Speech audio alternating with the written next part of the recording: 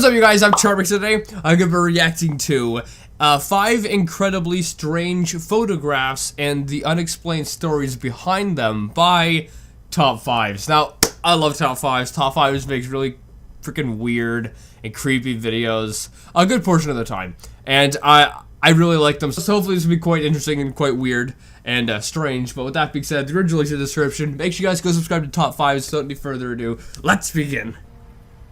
Creepy Boy. Creepy Boy. Not the most creative title. Plessy Woods is a country park located on the banks of the River Blythe in Northumberland, UK. It's a popular place for families to visit and has some cool looking hobbit doors in some of the trees. Ah, that's weird. So on a sunny bank holiday Monday in 2018, Laura Watson thought it was the perfect place for a family day out. 2018? More than they bargained for. After a picnic, the family decided to walk their dogs. As they walked along, Laura's children, Charlotte and Brian, and their cousins Jack, spotted a large tree they wanted to climb.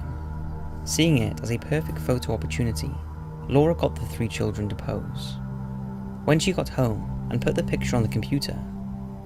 Oh my goodness, I can see it, Oh frig, I got chills everywhere. Right behind this kid, Oh my goodness, why do people do this? And this year this happened. She noticed something behind her son's shoulder. Oh, she zoomed in to get a better look. No, don't and was zoom shocked in. to see what looked like the face of a boy peering between the branches. On closer inspection, he had his hand on his son's shoulder.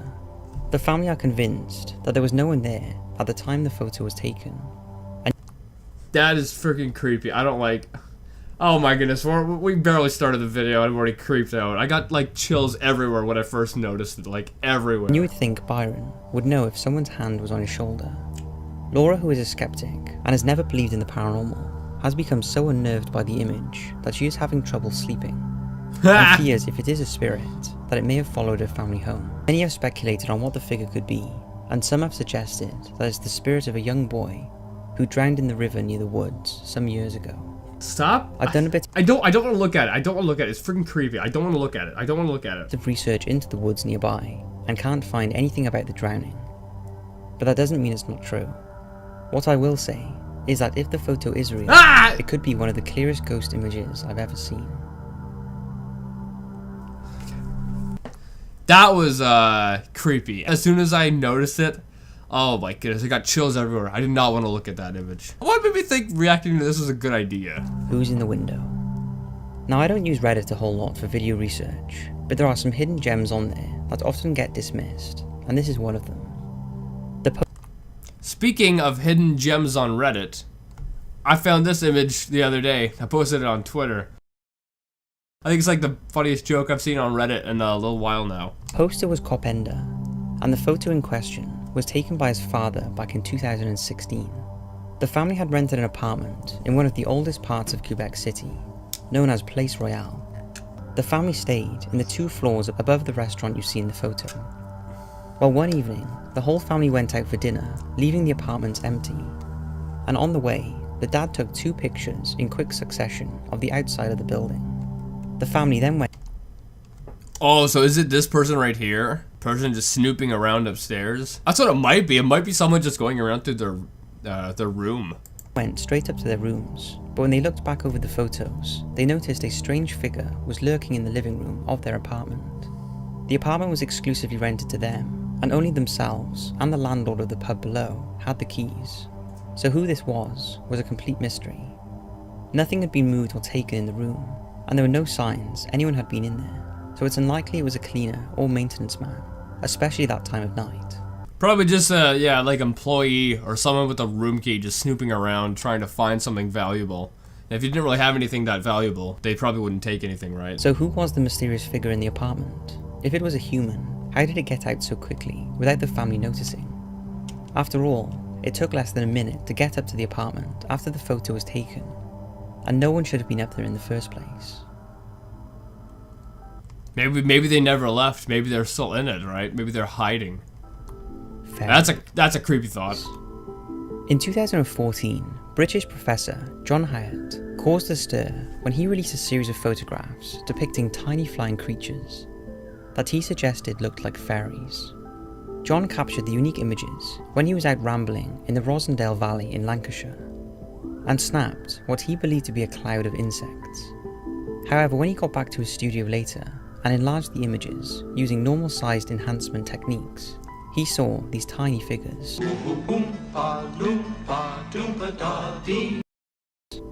Shocked by what he saw, John went out again and took pictures of flies and gnats for comparison.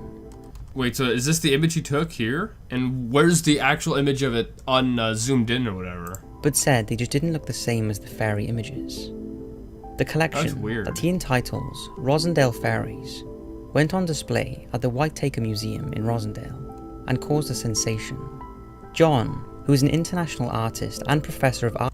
That's weird. But he said it was like a cloud of them, right? So did you get a picture of the cloud first? That's what I want to know. Art and Design at Manchester Metropolitan University was contacted by people from all around the world wanting his advice on how to find and contact the beings, with many agreeing that the creatures in his images do have a human form. But insect experts disagree, believing that they are most likely a small species of fly known as the midge. These tiny midges form mating swarms where the males will Ew, is that them everywhere? dance around, trying to attract the opposite sex. Oh, that's too many. That's way too many. Too many. Too many. This is why I don't like nature. But John is sticking to his guns. He's not saying they are fairies, but he's not saying they're not. He's always wanted people to approach the image with an open mind and decide for themselves what they see. This is a Can we have some pictures of the flies that the other people think they are? quote from John. A lot of people who have seen them say they have brought a little bit of magic into their lives, and there's not enough of that around. In a strange twist in the story, it was later revealed the day the photo went viral that John was diagnosed with throat cancer. Thankfully, he has since made a full recovery. He did a lot of research on the origins of fairies and discovered that contrary to modern belief, fairies were not always pictured as good and friendly beings, and traditionally they were seen as bringing misfortune. What do the actual flies that the experts think they are look like? Because that's what I want to know. Okay, before we continue on, I'm gonna go find the flies. I'm gonna go find the flies. They are most likely a small species of fly known as the midge. Midge? Okay, so this is a midge fly right here. It could be it. That would explain it. Nonetheless, still really weird. Angel or insect? Now this next image was sent to me by a viewer who regularly sends me interesting articles, for which I am very grateful, so thank you. In May 2018, Glenn Thorman, a fire chief in East Jordan, Michigan, claims a motion sensor camera captured an image of what appears to be an angel floating above his truck. More like a demon. That looks so scary. Why would you think that's an angel? He was so excited about what he had captured, he sent the image to his local pastor, who also agreed it was an angel. Thorman firmly believes that God has sent him a guardian angel to watch over him and his family. And it seems he is not alone in this belief, and has... Wait, it's a motion sensing camera, right? Like they get video. So where's the video of it? has received many messages from people who support his theory, who have thanked him for sharing the image. See, I think it's probably a moth or something. This weird tail here. I've seen insects with kind of like a weird tail like that before, so it's probably just an insect. And it would make sense that it is an insect because of this blur. This blur effect would happen with the wings flying so fast, the camera would, it blends them together, so it would cause a blur from the moth or whatever flapping its wings. So I think it's probably a moth or something. What do you make of it? Yeah, I'd say it's a moth. I'd say it's a moth. This next image is well known, and I featured it before in a video a few years ago. But that was before I was told the true story behind the image from a close relative of the lady who took it. Here is the real story behind the Bachelor's Grove Cemetery ghost. Oh In boy. 2017, I was contacted by a gentleman who asked if I was interested in hearing the true story behind the famous photo. I got chills going everywhere right now. Why do I react to these? In the late 1980s, Judy and her sister joined a paranormal research group called the Ghost Research Society. Couldn't they come up with a better looking website? Come on now. Come on now. That's like 1990s style of a website. Founded by a man named Dale Kaczmarek. and in the fall of 1991, the Society planned a trip to Bachelor's Grove Cemetery, a place that was believed to be a paranormal hotspot. The cemetery and surrounding area has a pretty grim history. In the 1800s, a farmer's horse and wagon became lodged in the lagoon, and the farmer drowned attempting to free his horse from the wagon. Then in the 1960s and 70s, the cemetery was desecrated by vandals, and heads... Do you have to have this weird atmospheric, like, sound effects to this? Like, I gotta go to the washroom right now, and I'm trying to hold it for the rest of the video. It's just... Don't jump scare me, please. Stones were destroyed and thrown into the lagoon. Coffins were also dug up. There were also reports of cult rituals being performed, and it became a magnet for vandals, Satanists, and paranormal enthusiasts. On the day Judy visited, it was decided that to minimize any sort of interference, only one Ghost Research Society member was allowed into the cemetery at a time. So when Judy entered and took the photograph, she really was the only one present. Why would you go alone there in the first place? If it is a known haunted place, it makes no sense to go alone. After the photo was taken, it took a week to receive the developed photos. And after Judy showed Dale, the woman in the shot, he proceeded to conduct an investigation with Eastman Kodak on both the negative Oh my goodness, why do you gotta make it so creepy? So creepy. and the print to authenticate it. Kodak was able to confirm that the woman was present in both the negative and the print, and that double exposure was not possible, and in their opinion, it had not been doctored. Which means that if it were faked, there would have had to be an actual person sitting on the headstone, which though possible, would have been difficult due to the fact that the woman appears to be slightly translucent. And so the photograph became known. She doesn't really look translucent at all. What do you mean she's slightly translucent? She doesn't look translucent. As one of the most convincing ghost photographs ever taken, and did the rounds in the newspapers and online. Fast forward to 2015, when Zach Bagans contacted Judy and flew her to Las Vegas to interview her for an episode of his show, Ghost Adventures Aftershocks. Yeah, I don't know why. I've never heard of this show before, this Ghost Adventures show, but he looks like the kind of person that would have that kind of show. For the sake of the show, he reportedly paid a senior expert in Photoshop $25,000 to examine the photo, and the conclusion was the same.